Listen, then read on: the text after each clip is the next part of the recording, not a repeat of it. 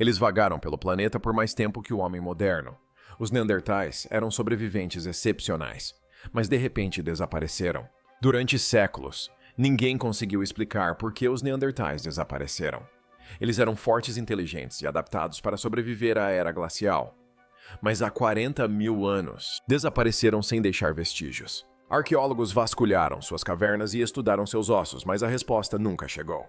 Descobertas arqueológicas recentes na Inglaterra e na França ajudaram os pesquisadores a descobrir mais sobre esses primeiros habitantes da Eurásia. Então, a tecnologia de DNA revelou o que a Terra estava escondendo e a verdade reescreveu tudo o que pensávamos saber sobre sua extinção. A extinção mais silenciosa. Por mais de 300 mil anos, os Neandertais prosperaram na Europa e na Ásia Ocidental.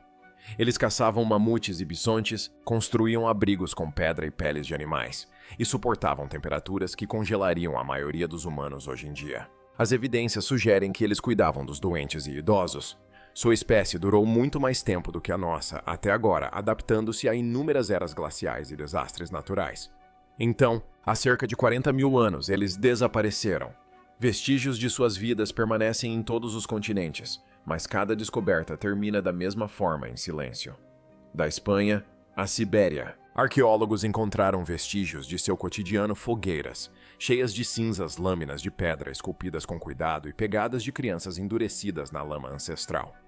Em algumas cavernas, encontraram corpos em sepulturas rasas e cobertos com pigmento, evidências de que os Neandertais talvez compreendessem a morte e a memória. Essas descobertas revelaram que eles não eram seres primitivos escondidos em cavernas, mas sim pessoas semelhantes aos humanos com emoções e inteligência. Ainda assim, cada sítio arqueológico conta a mesma história. As fogueiras se apagaram, as ferramentas foram abandonadas, as pessoas desapareceram. O enigma tem frustrado gerações de pesquisadores. Segundo diversos relatos, os primeiros arqueólogos chamavam a busca de caça aos fantasmas. Eles viam os Neandertais como uma versão desaparecida de nós mesmos. Pessoas que compartilhavam quase tudo conosco, do tamanho do cérebro, à estrutura das mãos, mas que de alguma forma não sobreviveram à reta final da pré-história. Era algo pessoal, como se a humanidade tivesse perdido um ramo de sua própria árvore genealógica, e não conseguisse explicar como ou porquê. Ainda hoje, alguns pesquisadores descrevem um silêncio sepulcral ao entrarem em uma caverna neandertal, como se as pessoas que ali viviam simplesmente tivessem saído e nunca mais voltado. À medida que as escavações se expandiam, o mesmo padrão estranho continuava a aparecer. Assentamentos na Europa, no Oriente Médio e na Ásia Central terminaram abruptamente. Não houve um único desastre, nenhum sinal de guerra ou morte em massa. Em vez disso, sua presença desapareceu gradualmente dos registros históricos. Os arqueólogos começaram a chamá-la de a extinção mais silenciosa da Terra. O mistério logo ultrapassou os ossos e artefatos. Tornou-se uma questão mais profunda sobre a própria resistência. Como uma espécie tão forte e adaptável pôde desaparecer tão completamente? As evidências no solo não explicavam a causa.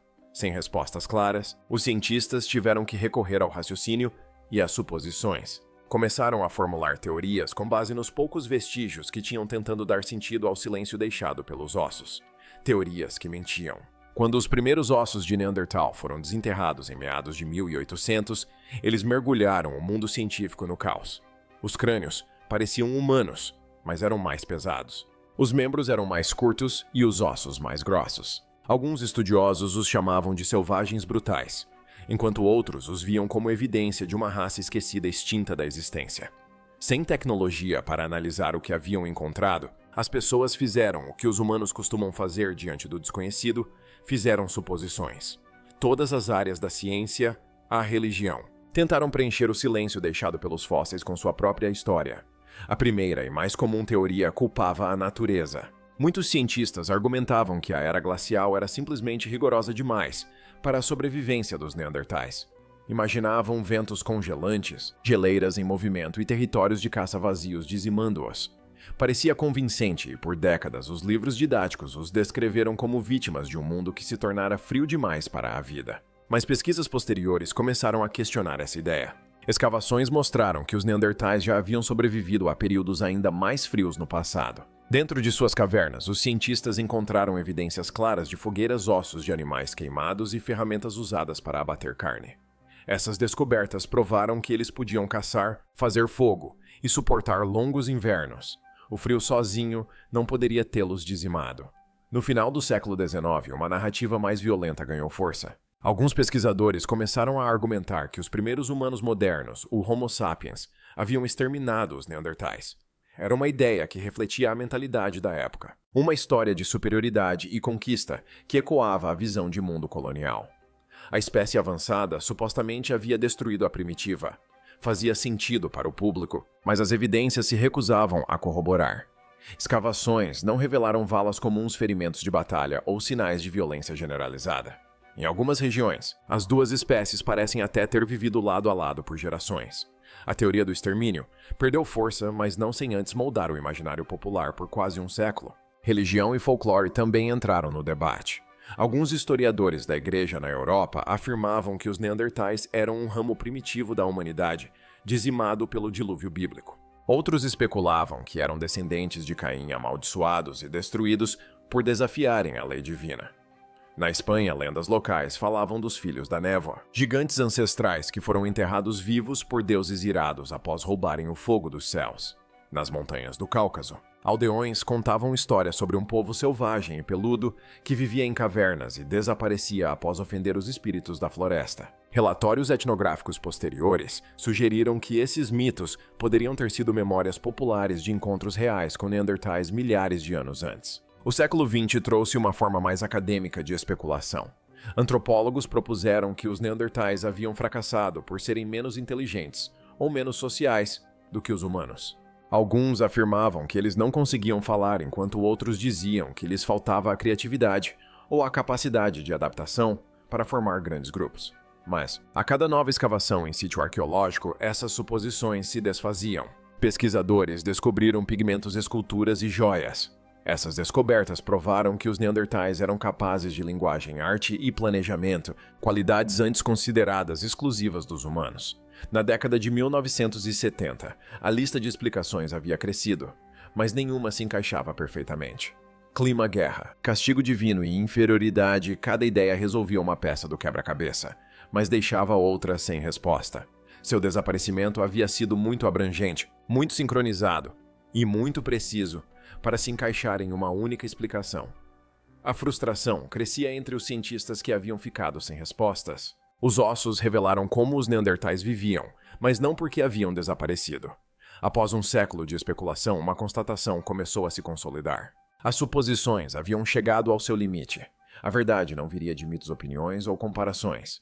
Estava enterrada mais fundo do que qualquer escavação poderia alcançar, escondida dentro dos próprios fósseis, aguardando num tipo de evidência que ninguém no século XIX, ou início do século XX, poderia sequer imaginar. Os ossos que não falavam. Durante mais de um século, ossos de Neandertais permaneceram guardados em gavetas de museus cuidadosamente organizados.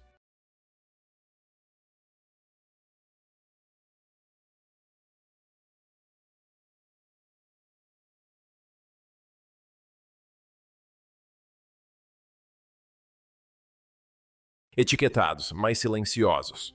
Os pesquisadores mapearam seus crânios, mediram suas ferramentas e até reconstruíram seus rostos.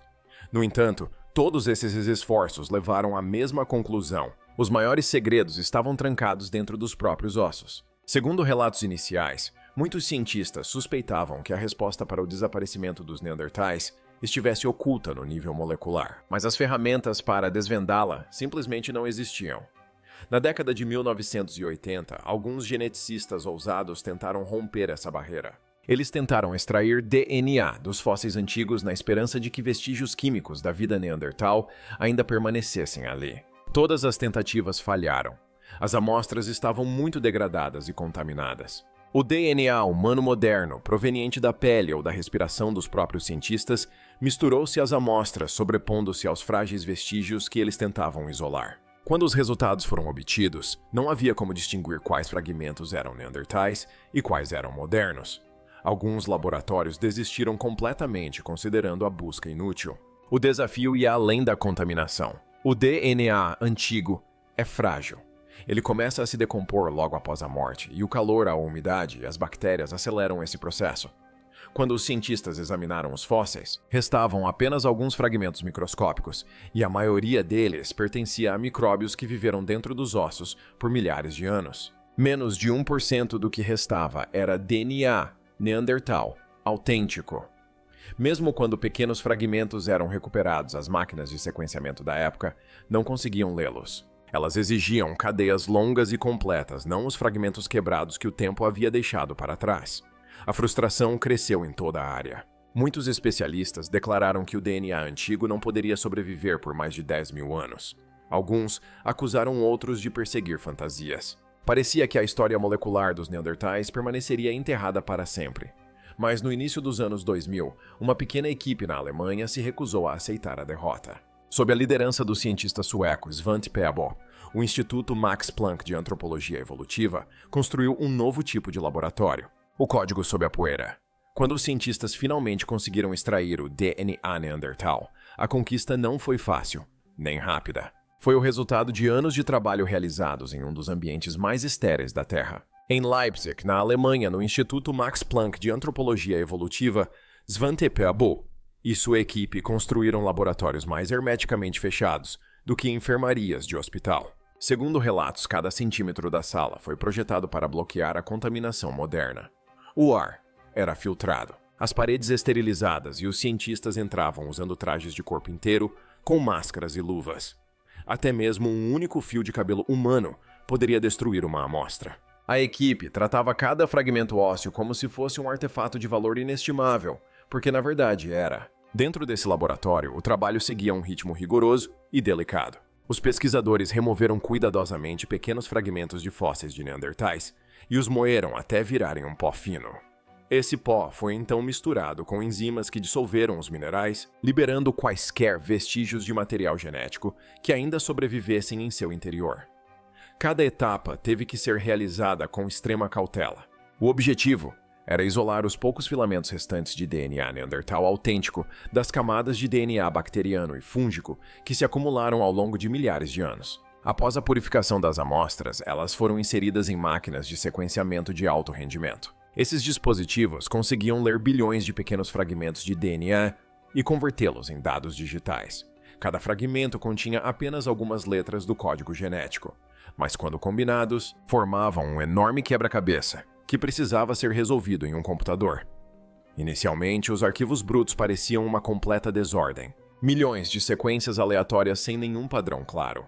O desafio não era apenas coletar os dados, mas reconstruir o genoma original a partir desses fragmentos. Para isso, os cientistas utilizaram softwares avançados de reconstrução genômica, semelhantes a programas como MegaHit e BW.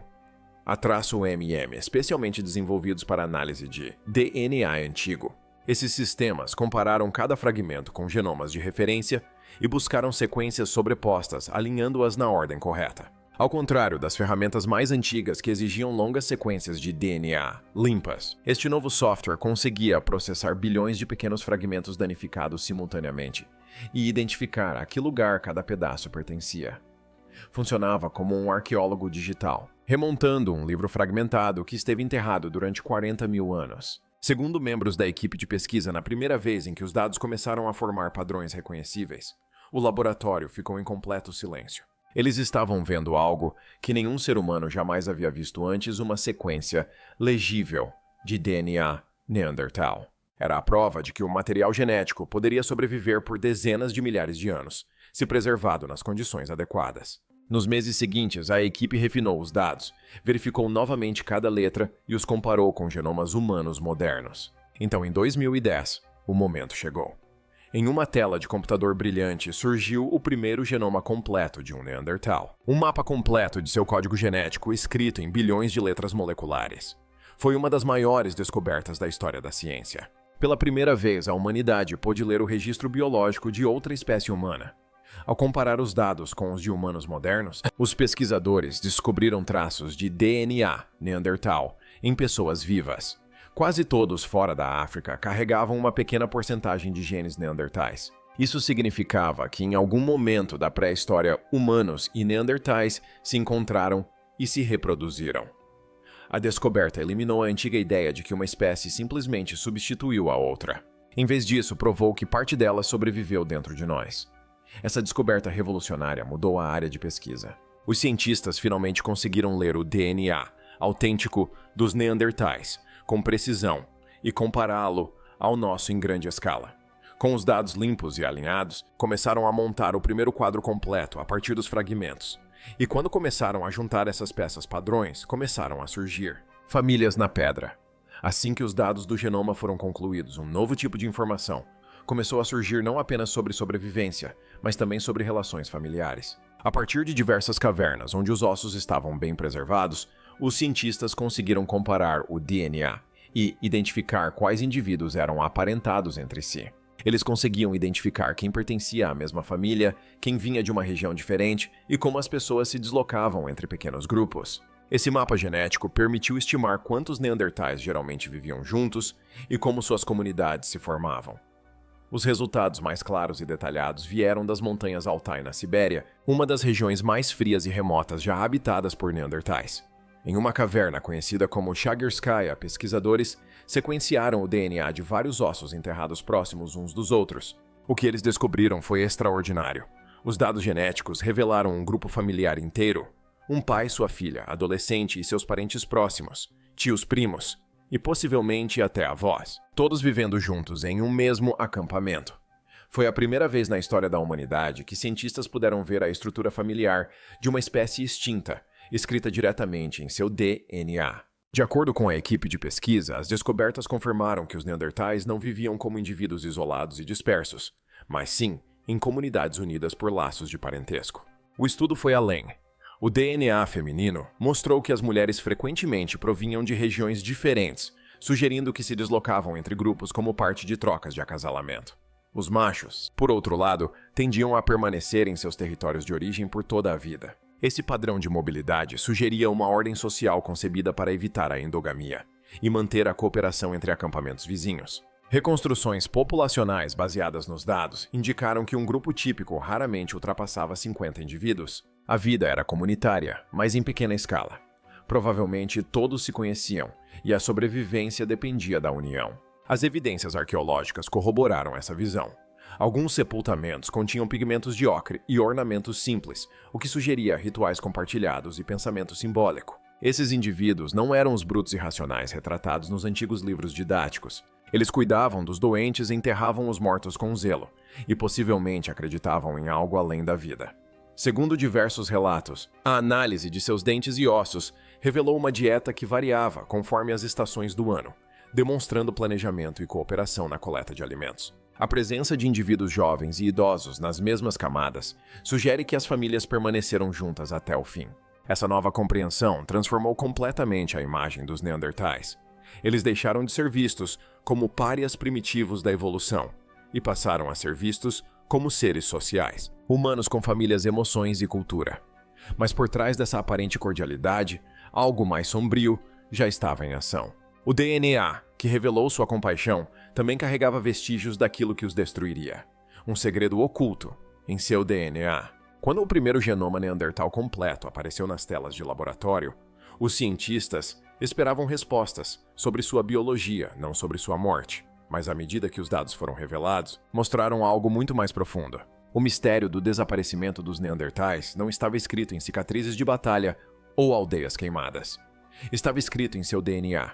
O sequenciamento revelou algo chocante.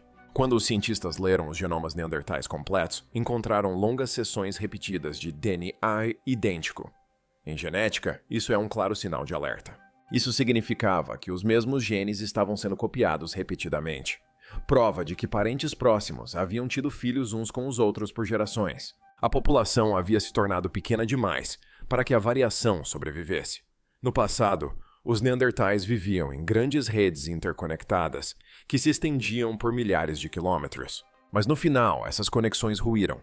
A espécie se fragmentou em pequenas famílias isoladas, às vezes com não mais do que 20 ou 30 indivíduos vivendo em cavernas separadas por vastas distâncias. A cada geração, seu patrimônio genético diminuía. Os filhos herdavam o mesmo DNA, limitado repetidamente. Com o tempo, isso os tornava mais vulneráveis a doenças, defeitos congênitos e mudanças ambientais. A espécie ainda respirava, mas geneticamente estava ficando sem ar. Essa fragilidade se manifestou em todos os lugares onde os genomas foram testados. Nas montanhas Altai na Espanha e em toda a Ásia Ocidental, o padrão foi o mesmo. O DNA neandertal de cada local parecia quase idêntico, como se toda a espécie tivesse se reduzido a um único filamento. Geneticistas do Instituto Max Planck descreveram o fenômeno como um colapso escrito em código. Os neandertais não foram extintos por um único evento. Eles estavam se deteriorando lentamente por dentro. À medida que os dados aumentavam, a história se aprofundava. Entre aproximadamente 60 mil e 45 mil anos atrás, os primeiros humanos começaram a migrar para os territórios dos neandertais.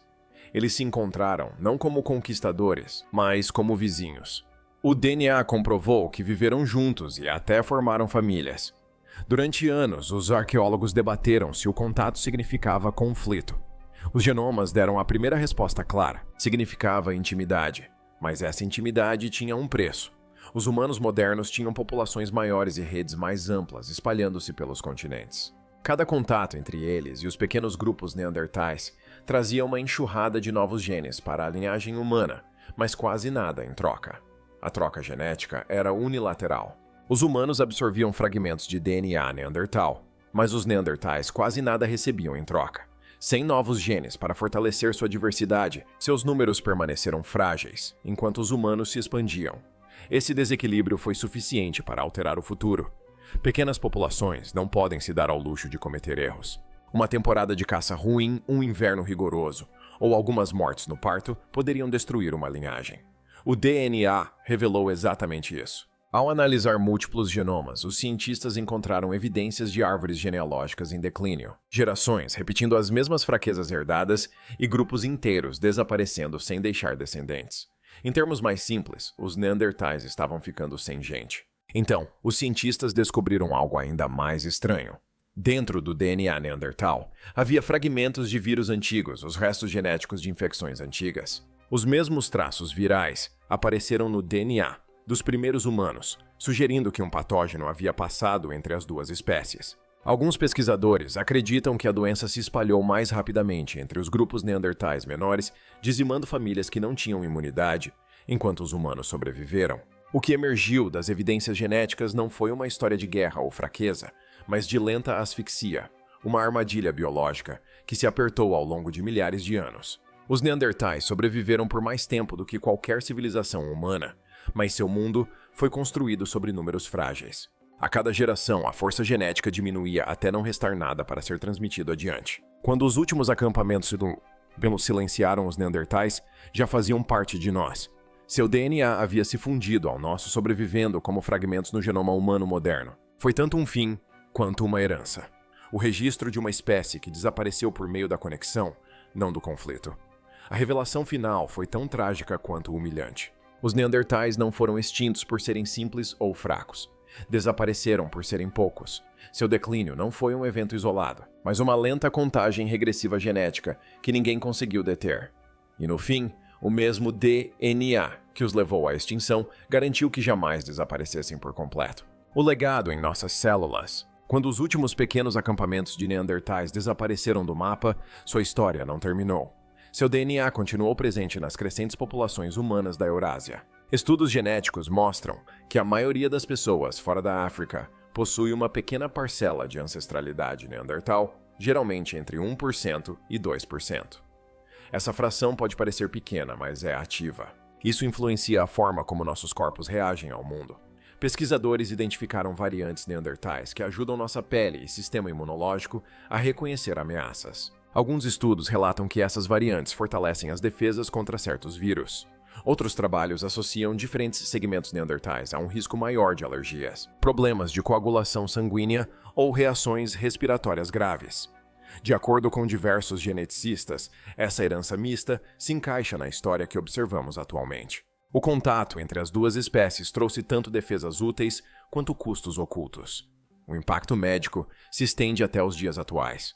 Durante surtos virais recentes, equipes compararam genomas de pacientes e encontraram agrupamentos de DNA neandertal entre pessoas com fortes respostas inflamatórias. Alguns grupos acreditam que esses padrões apontam para configurações imunológicas ancestrais, que eram úteis em ambientes da era glacial, mas que podem reagir de forma exagerada em ambientes modernos. A mesma herança que protegia nossos ancestrais em vales frios pode contribuir para inflamações perigosas em cidades populosas. Essas são correlações não veredictos definitivos, mas mostram como o passado ainda influencia nossa saúde. O que nos leva a uma pergunta difícil. Se uma espécie humana tão resiliente quanto os Neandertais pôde ser extinta pelo contato e por um número reduzido de indivíduos, o que isso revela sobre a fragilidade do nosso próprio futuro?